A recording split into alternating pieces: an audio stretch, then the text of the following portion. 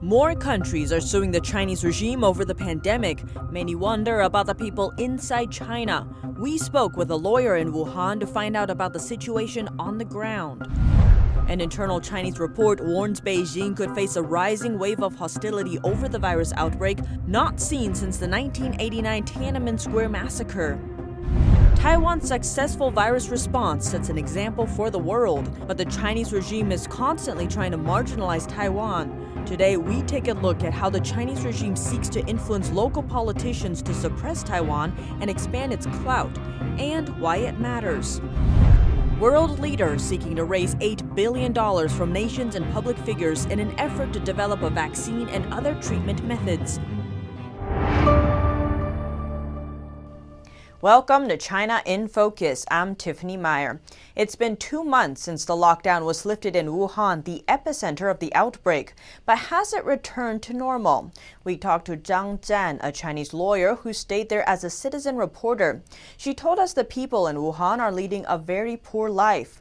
Because of the Communist Party's propaganda, most of them believe the virus came from the U.S., and fear of the authorities stops them from probing any further.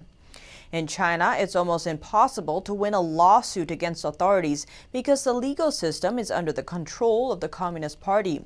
Ms. Zhang told us she once wanted to help a 64-year-old hospital cleaning worker. The worker recovered after getting infected with the virus but could no longer work. Her husband sadly died from the virus. Her son has an intellectual disability. She has no income or financial aid. Her workplace only gave her about $300 when she left. She could only put pressure on the authorities and hospital to help her going public on social media. But she gave up in the end. Ms. Zhang said it's because she was afraid. She discovered that defending her rights is very dangerous. She has to use the public to put pressure on the government and the hospital, but she's afraid of offending them.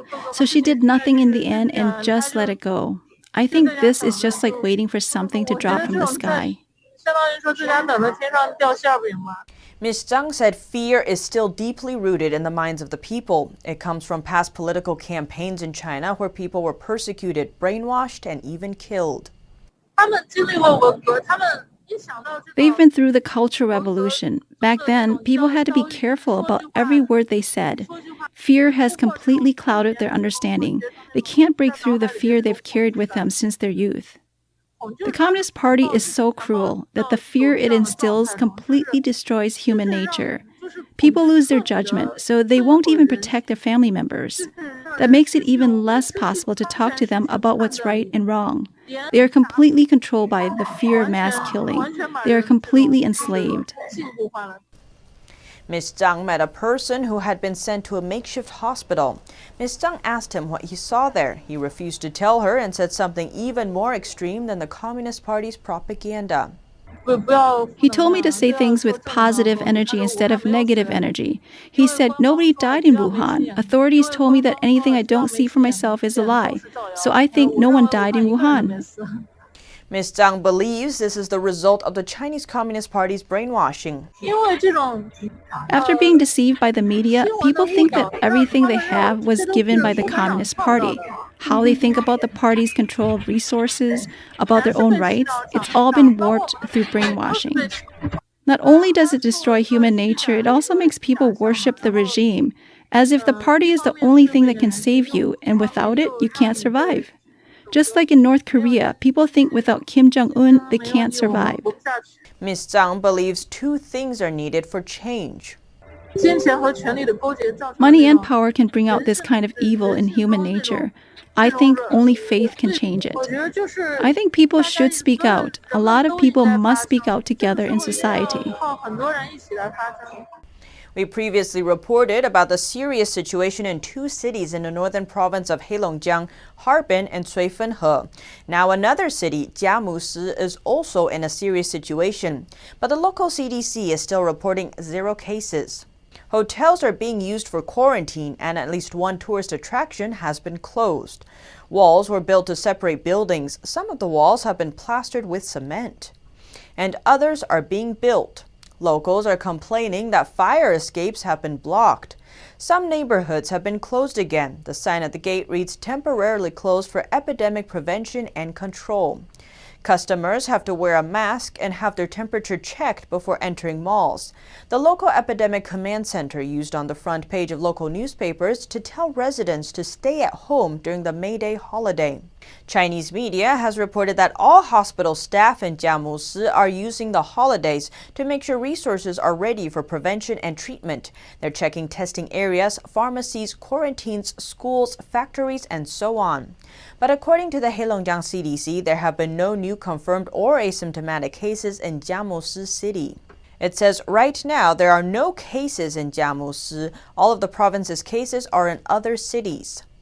UK Defense Secretary Ben Wallace shared his personal experience battling the virus on Monday.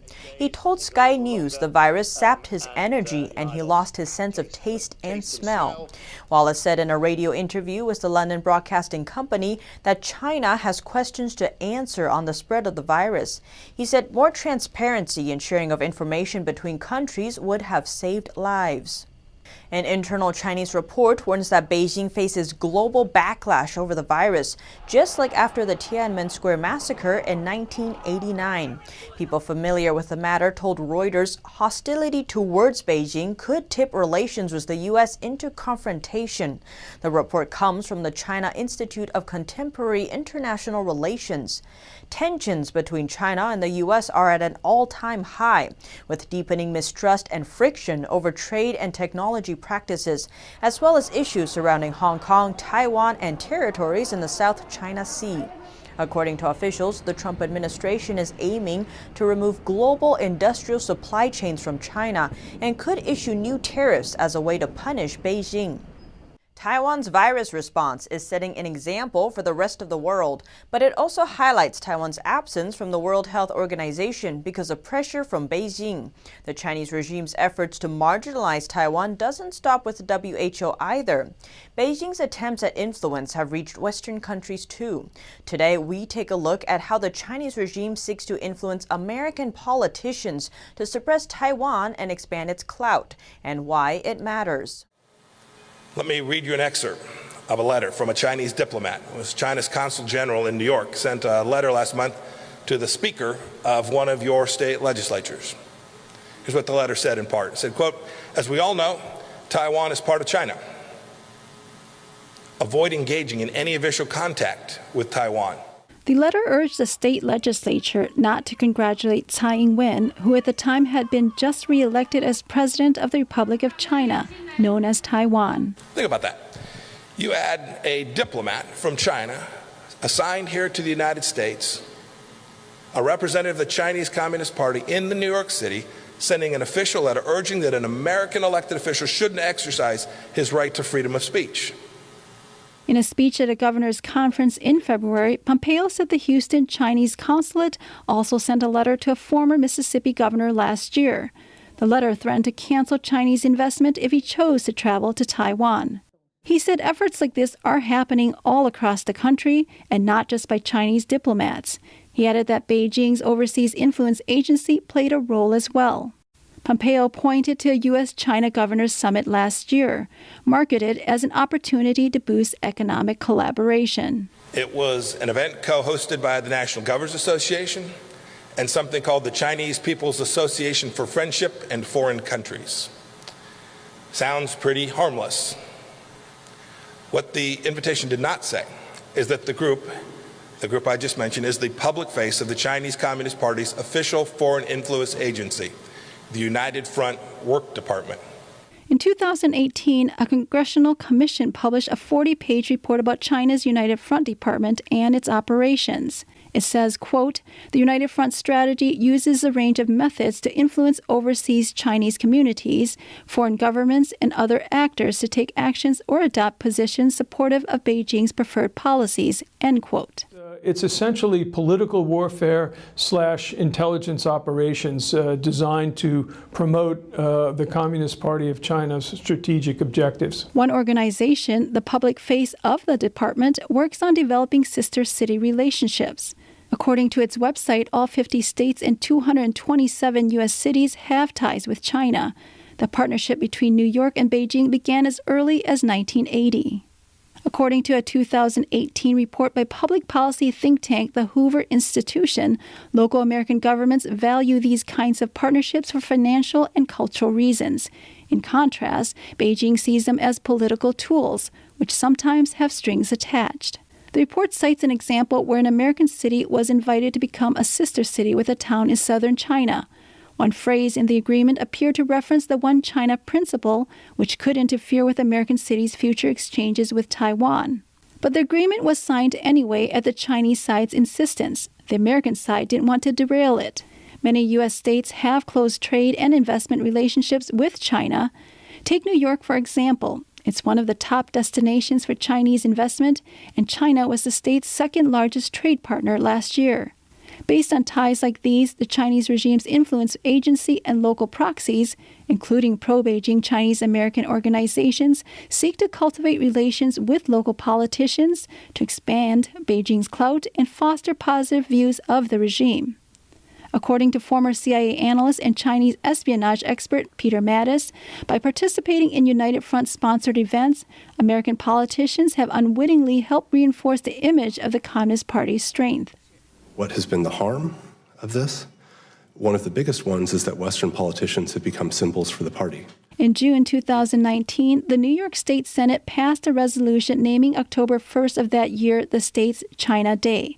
October 1st, 1949 was the day communists took over China. Many Chinese people considered an annual day of mourning instead of celebration. Less than 4 months later, on the proclaimed China Day, thousands of Hong Kongers took to the streets to protest. Police fired tear gas, and one protester was shot by a live round.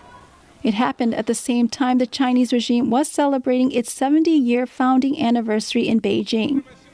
Besides relationship building, the Chinese regime has also systematically analyzed American politicians. Last year, a Beijing-backed think tank produced a report assessing all 50 U.S. governors' stance on China. Each of them was labeled either friendly, hardline, or ambiguous. Whether you're viewed by the CCP as friendly or hardline, know that it's working you. Know that it's working the team around you. Pompeo explained that people can still do business with China, but he urged local leaders to be vigilant against the regime's influence efforts, as it has methodically analyzed America's system and learned to take advantage of its openness. President Trump says Chinese officials couldn't handle the CCP virus outbreak after initially trying to cover it up. He says the regime was embarrassed by it. In a town hall meeting with Fox News, President Trump said China was embarrassed by the virus outbreak. During the May 3rd interview, he also said that the outbreak definitely started in Wuhan, China. When asked if the disease was purposely put out to the world, he said he doesn't think so, but that it was something that quickly grew beyond the regime's control. And my opinion is they made a mistake. They tried to cover it. They tried to put it out. It's like a fire. It's really like trying to put out a fire. They couldn't put out the fire. He explained that the regime let people leave Wuhan despite the danger, while not letting people into China. He also mentioned that the regime didn't let U.S. scientists in to investigate the situation. They let the WHO in only after the situation became more serious. Hours after the interview, Trump sent out tweets aimed at media outlets criticizing his handling of the outbreak. One of the tweets says that he responded to the virus outbreak as quickly as possible based on the information he was getting from the intelligence community. He wrote, "Intelligence has just reported to me that I was correct and that they did not bring up the coronavirus subject matter until late into January, just prior to my banning China from the U.S." Another tweet mentions that he let U.S. citizens back into the country safely, writing the people that were allowed were heavily scrutinized and tested U.S. citizens. Secretary of Defense Mark Esper today warned of malign interference from countries such as China and Russia. He said some countries are using the pandemic to push their geopolitical interests in Europe and cause divisions in NATO. Defense Secretary Mark Esper on Monday said Russia and China are taking advantage of the CCP virus emergency to put their interests forward in Europe.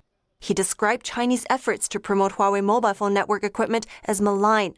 Esper told Italian newspaper La Stampa that some countries are trying to use the pandemic as a means to invest in critical industry and infrastructure in countries affected by the virus. He was answering a question about Russia and China sending aid to Italy.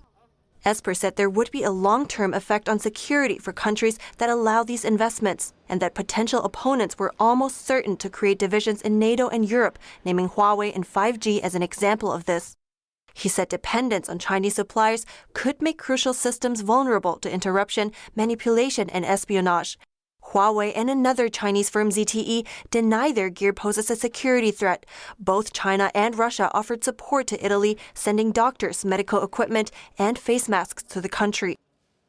And in Washington, House Republicans are questioning foreign influence on U.S. campuses nationwide. In a letter to the Education Department, they expressed concern over unreported funding from China and the strings that may come attached to it. Ranking members on 7 House committees sent a letter to Education Secretary Betsy DeVos on Monday. The letter was obtained by the Washington Examiner.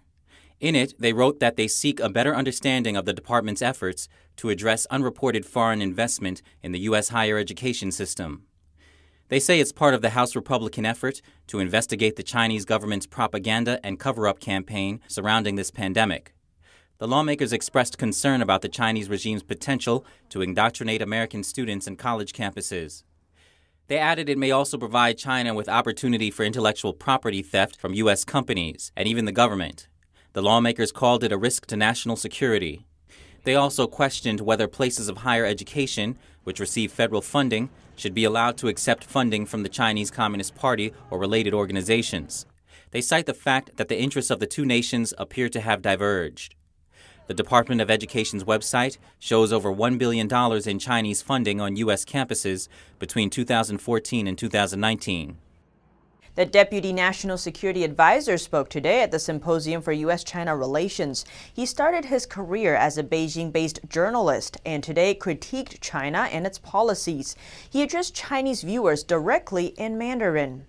The ups and downs in U.S.-China relations. U.S. Deputy National Security Advisor Matthew Pottinger discussed U.S.-China relations in depth at the Symposium on U.S. Diplomacy. As a former reporter in China, he knows it takes courage to speak to the press in today's China amid the regime's widespread censorship. In Mandarin, Pottinger echoes whistleblower Dr. Li Wenliang's statement to the press before he died from the CCP virus. 李医生告诉记者，我认为健康的社会应该有多个声音，我不赞成公权力的过度干预。李医生使用的是胡适的大白话。 In 2017, China's Communist Party broke the deal they had signed 20 years earlier. It was supposed to protect Hong Kong's social, legal, and economic freedoms. Pottinger says the Chinese regime uses the law to rule instead of abiding by it. As 依法治国, which is a little sleight of hand that means using the law to run a country rather than the law being supreme to the men and women who have the privilege of serving in government. After Hong Kong's government proposed a controversial extradition bill last April, millions of Hong Kongers took to the streets to protest. The British Secretary of Foreign Affairs has said Hong Kong was experiencing its greatest turmoil since its handover. Fears over the Chinese regime clamping down on the territory had led to months of violent protests. More governors are facing lawsuits and criticism for refusing to ease virus restrictions. Others are dropping the face mask requirements because of tensions that ensued. The U.S. now has more than 1,200,000 CCP virus cases. NTD's Melina Weiskup has more updates. Yet another state representative is at odds with his governor. California's Devin Nunes publicly announced his criticism of the governor for what he calls declaring war on open space. A similar feeling from some residents who took to the streets after Governor Newsom closed beaches. I think it's a little extreme. I don't know. I feel like the beaches and the water shouldn't be closed, but... 2 more counties in California are opening businesses today, ignoring governor's orders.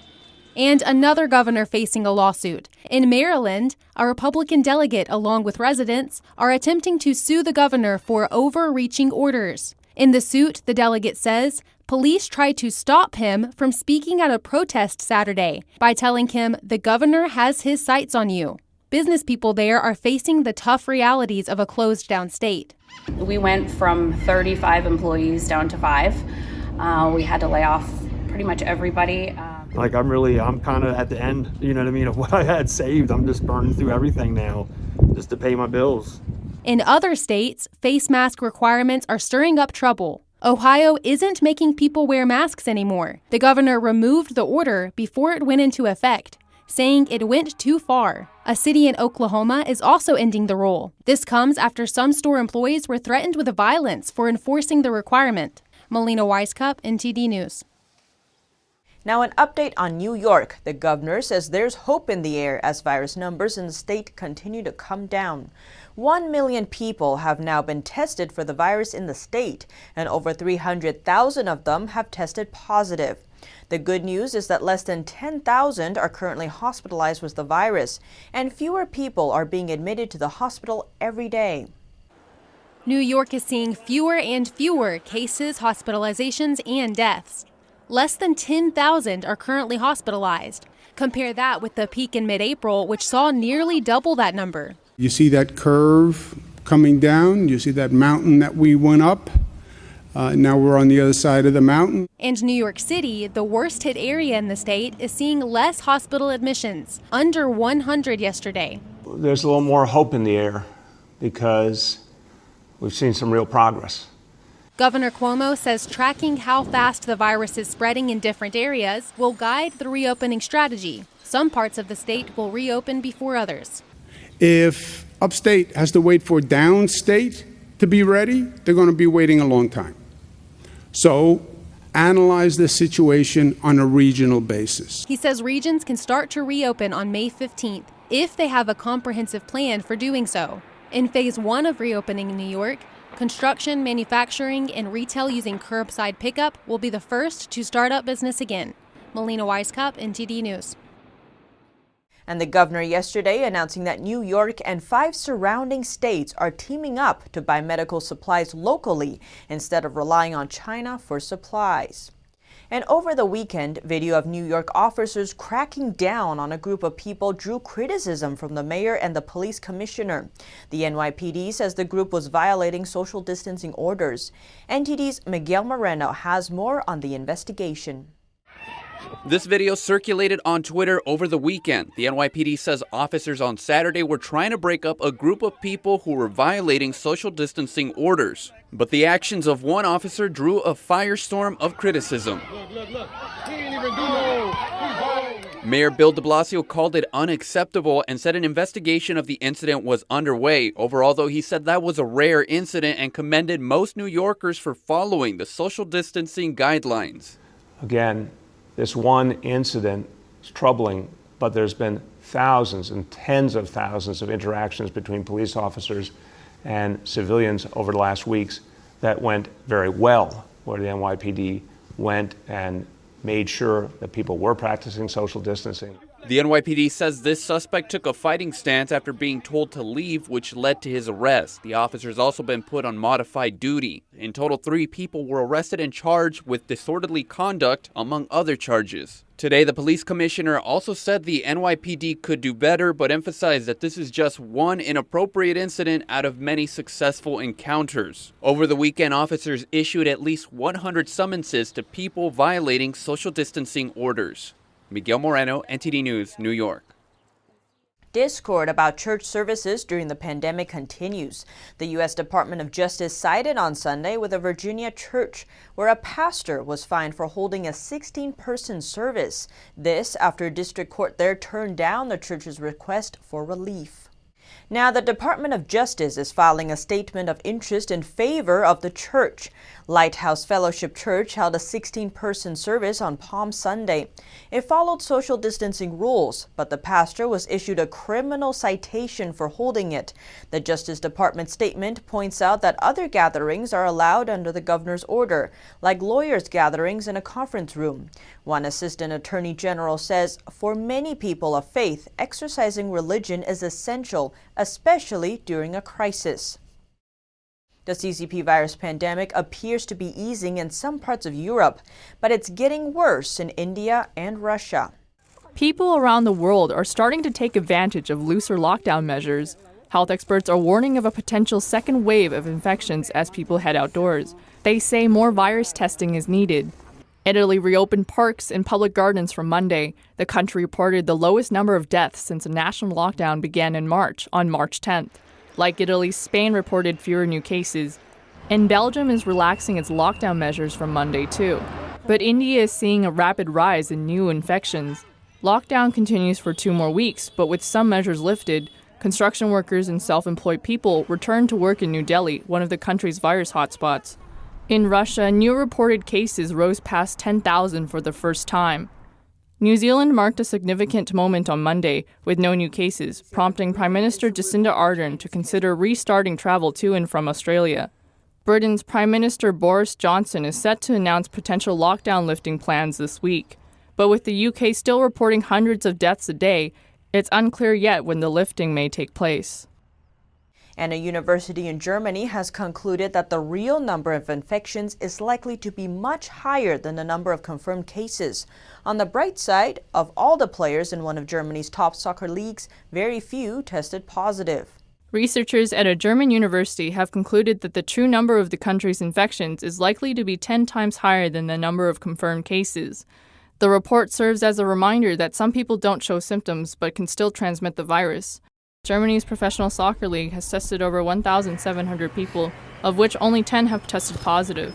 This week, Britain will trial a new virus tracing program on the Isle of Wight. The process includes asking citizens on the island to download a smartphone app. That's in addition to traditional ways of tracing those who have come into contact with a patient.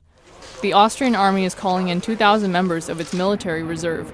They'll be assigned to border protection checks. This marks the first time in the history of the Austrian Republic that the country has called in non-active parts of the army.